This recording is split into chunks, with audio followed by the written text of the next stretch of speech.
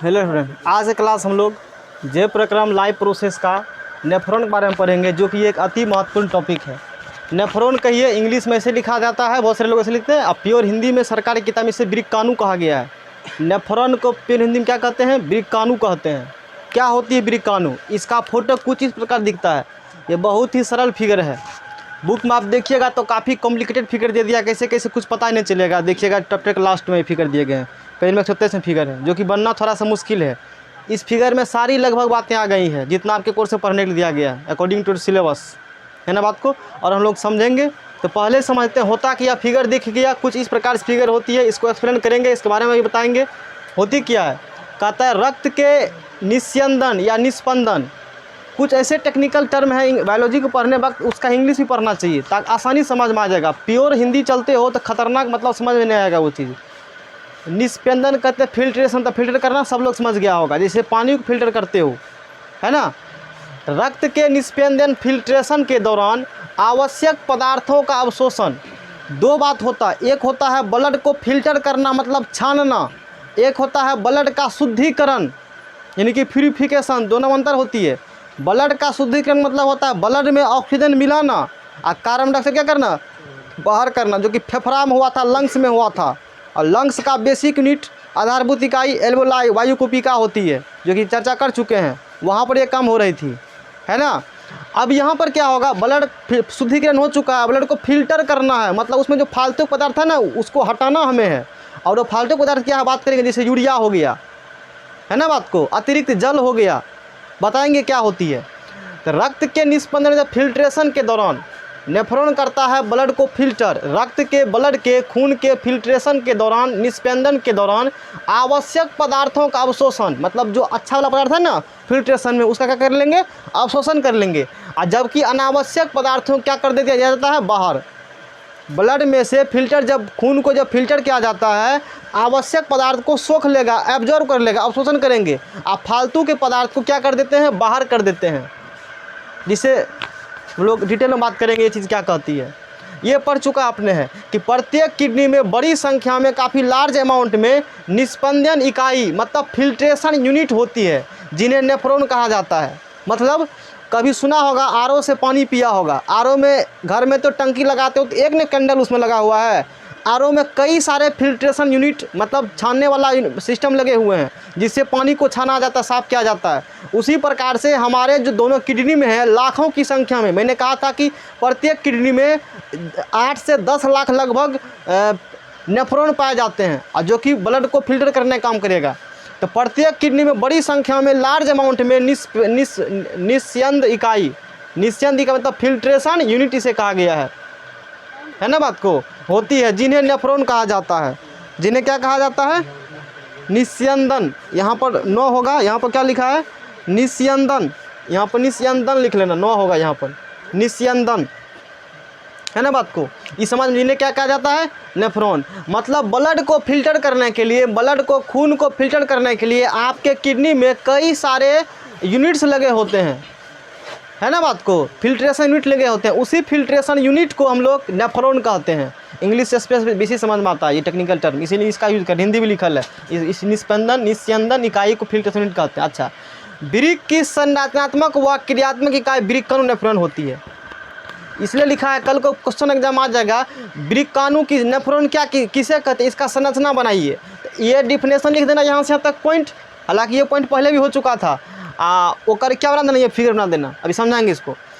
वृक्काणु nephron के मुख्य भाग इस प्रकार है। मेन पार्ट इसमें कौन है नेफ्रॉन में, कोशिका गुच्छ ग्लोमेरुलस मेन पार्ट इसका है। दूसरा मेन पार्ट है बोमन संपुट, बोमन कैप्सूल जिसे कहते हैं।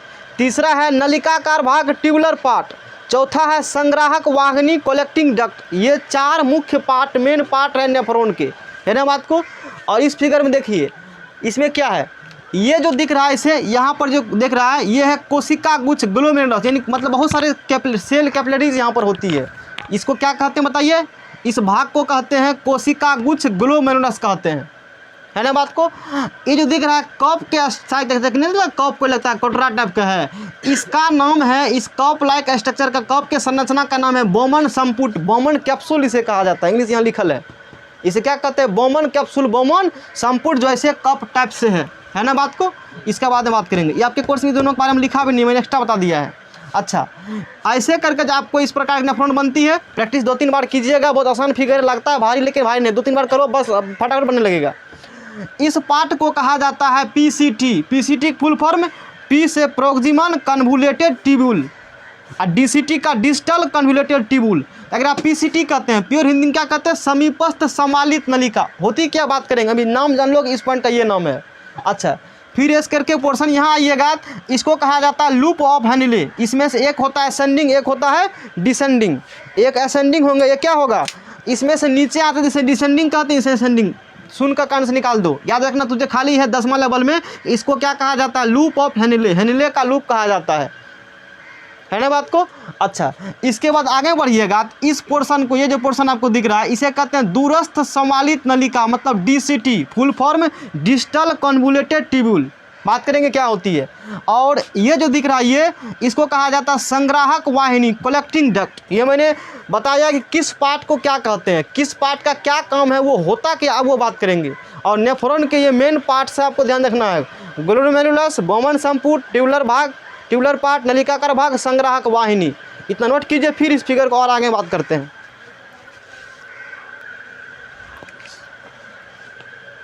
चलिए आगे देखते हैं। अब इसके चारों पॉइंट बारे में देखिए। तो पहला पॉइंट है कोशिका गुच्छ ग्लोमेरुलस। क्या होती है, यह रक्त कोशिकाओं का गुच्छ होता है। देखिए ये जो है ना, ये क्या है, ये रक्त कोशिका है, ब्लड सेल्स हैं ये, है ना बात को। गुच्छ मतलब गुच्छा, बहुत सारे रक्त कोशिका ये दिखाए गए हैं। बुक में देखिए, जूम करके, मोबाइल में डाउनलोड करके किताब वाला जूम करोगे तो वहाँ दिखा देगा, मतलब कैसा पिक्चर होती है। बुक में मतलब कम में से बनाना है। रक्त कोशिकाओं ब्लड सेल्स का क्या होती है, गुच्छा होती है। करता क्या काम, बाद में बात करेंगे।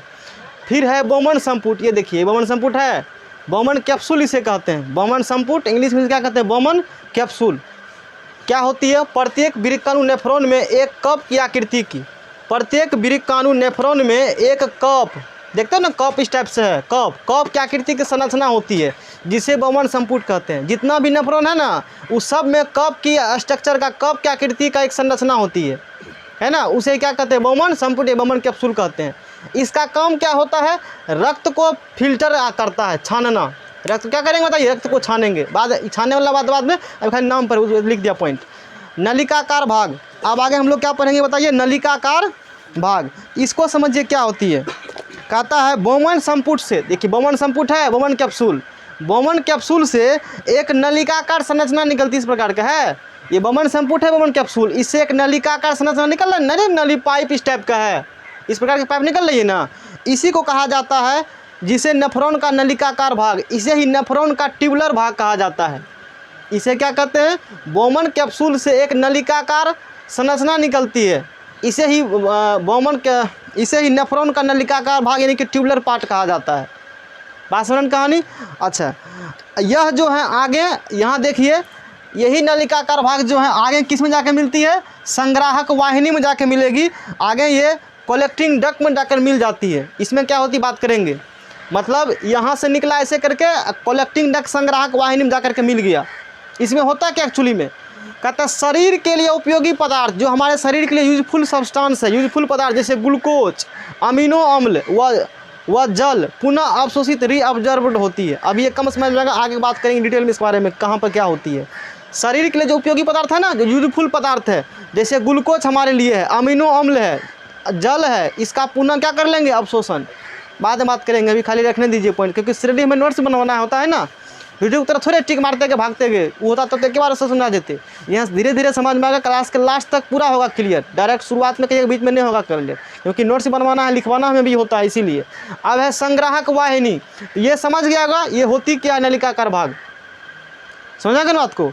फिर पढ़ना है संग्राहक वाहिनी कलेक्टिंग डक्ट। इसमें क्या होती है, इसमें मूत्र निर्माण जो हुआ वह संग्रहित होती है, जो यूरिन का फॉर्मेशन हुआ है ना, वो इसी में क्या होती है, जमा होती है ना बात को। फिर यहाँ से जाएंगे आगे गॉल ब्लैडर में जाकर, वहाँ पर मतलब थैली जो वहाँ पर क्या होगा, जमा हो जाएगा।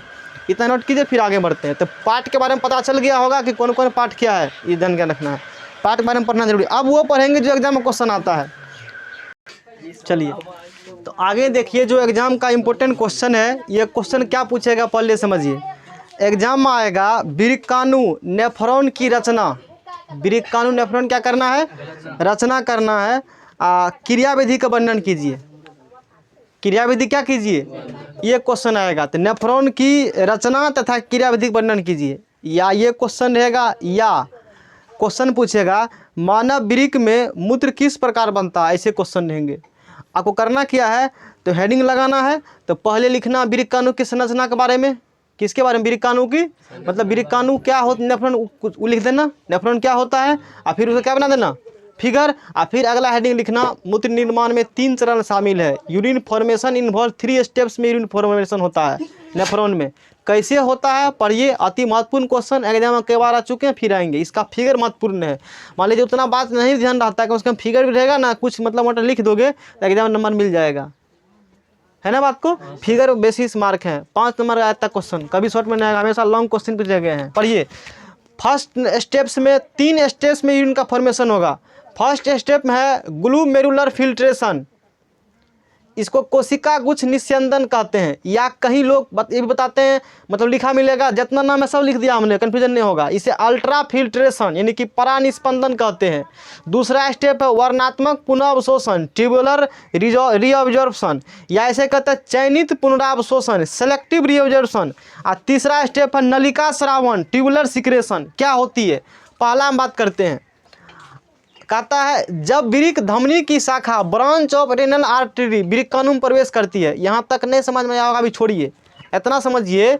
जल कौन कौन बताइए, इसमें किसमें, तो ग्लूमेरुलस में। ये ग्लूमेरुलस है ना, कोशिका कुछ है ना, ये जो जैसे इसमें खून प्रवेश करेगा, जैसे इसमें ब्लड क्या होगा, प्रवेश करेंगे, है ना। जैसे इसमें खून प्रवेश करेगा, इसमें ब्लड प्रवेश करेगा, क्या होगा, यही तो धोखा देता है ना हमें। चलिए, हम ये कह रहे थे कि ब्लड जैसे इसमें प्रवेश करेगा, रक्त खून जैसे इसमें क्या करेंगे, प्रवेश करेंगे, तो तब जल, तो चूंकि ब्लड में क्या क्या रहेंगे, ब्लड में रहेगा जल रहेगा, ब्लड में लवण रहेंगे, ग्लूकोज रहेगा, अमीनो अम्ल रहेगा, व अन्य नाइट्रोजन अपशिष्ट पदार्थ। ये इंपॉर्टेंट है, नाइट्रोजीनियस वेस्ट सब्सटेंस, नाइट्रोजनी अपशिष्ट पदार्थ केशिका गुच्छ में से छन कर बोमन संपुट में आ जाते हैं। मतलब खून में जितना भी चीज़ है ना, खून में क्या क्या चीज़ होते हैं, खून में चूँकि रक्त को फिल्टर करेगा, तो खून में से जल को, लवण को, ग्लूकोज को, अमीनो अम्ल को व अन्य नाइट्रोजनी अपशिष्ट पदार्थ को ये छान देती है। ये क्या करेगा, छान देगा, फिल्टर कर देगा। अब फिल्टर कर करके जिसे आरंभिक निस्पंदन, इनिशियल फिल्ट्रेट बोलेंगे। इसे इनिशियल हुआ ना फिल्ट्रेट, फर्स्ट बार फिल्टर हुआ, इसे इनिशियल फिल्ट्रेट, आरंभिक निस्पंदन कहते हैं। और छानने के बाद, फिल्टर होने के बाद ये कहाँ आ जाएगा बताइए, बोमन संपुट। दिख रहा है आपको बोमन संपुट, इसमें छाना, इसमें आ गया। अभी ढकला है बेवकूफ़, मतलब ये बढ़ियों को चीज़ को छान दिया है। इसे छानना चाहिए खराब का चीज़ ना, खराब का चीज़ क्या है, नाइट्रोजनी वेस्ट है, उसको छानना चाहिए। तो ये अच्छे चीज़ को भी सबको भाग, हटो हटो, निकलो निकलो, खून में सबको निकाल दिया, तो बढ़िया चीज़ निकाल दिया। अब बढ़िया चीज़ का पुनः करेंगे अवशोषण, उसे क्या करेंगे, पुनः कहेंगे। अच्छा चीज़ को सोख लो, फालतू क्या करो, जाने दो। तो जो अच्छे चीज़ को भी छान दिया रक्त में से, तो अच्छे चीज़ को फिर सोखेगा। तो अगला पॉइंट पढ़ेंगे वर्णात्मक पुनः अवशोषण, ट्यूबुलर रीअब्जॉर्प्शन, या चयनित पुनर्अवशोषण, सेलेक्टिव रीअब्जॉर्प्शन। सेलेक्टिव मतलब जिसे सेलेक्ट करेंगे अच्छा चीज़ उसे लेंगे, बाकी को छोड़ेंगे। समझ में आ रहा है बात है।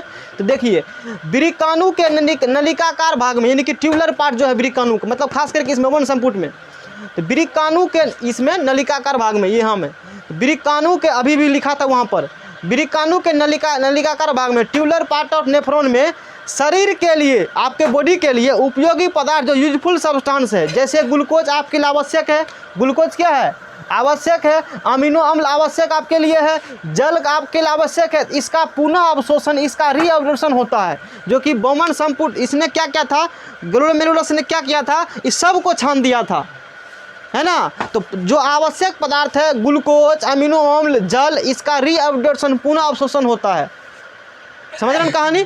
और ये होता कहाँ है, तो नलिकाकार भाग, ट्यूबुलर पार्ट में होता है। अभी पॉइंट वहाँ लिखवाए थे, बोले तो आगे समझ में आएगा, नहीं बोले थे कि ट्यूबुलर पार्ट में रीअब्जॉर्प्शन होता है, इसलिए वहाँ लिखवाया गया था, है ना बात को। ये काम हो गया। फर्स्ट स्टेप में ढकला, याद रखना, इस सब चीज़ को छान दिया, खराब को और बढ़ियों वाला को। तो अब कहेंगे रुको रुको, बढ़िया, ये पकड़े के पास आएगा, क्या कह रहे तू तो खराब कर दिया काम, अच्छा बढ़िया वाला सोख लेते हैं। तो इसे रीअब्जॉर्प्शन कहा जाता है, पुनः अवशोषण। मैंने बता दिया किसका होगा, भी कर दिए। सिर्फ पुनः अवशोषण करके भाग सकते थे, लेकिन किसका पॉइंट वो भी लिखवाया गया है, है ना बात को।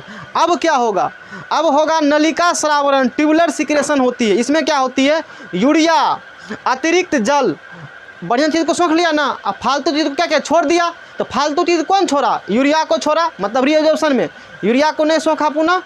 यूरिया अतिरिक्त जल जो एक्स्ट्रा वाटर है, आप पानी पीते हो तो जितना बॉडी को आवश्यक पानी उतना ले लिए, अब फालतू पानी शरीर क्या कर देती है, यूरिन थ्रू बाहर कर देती है।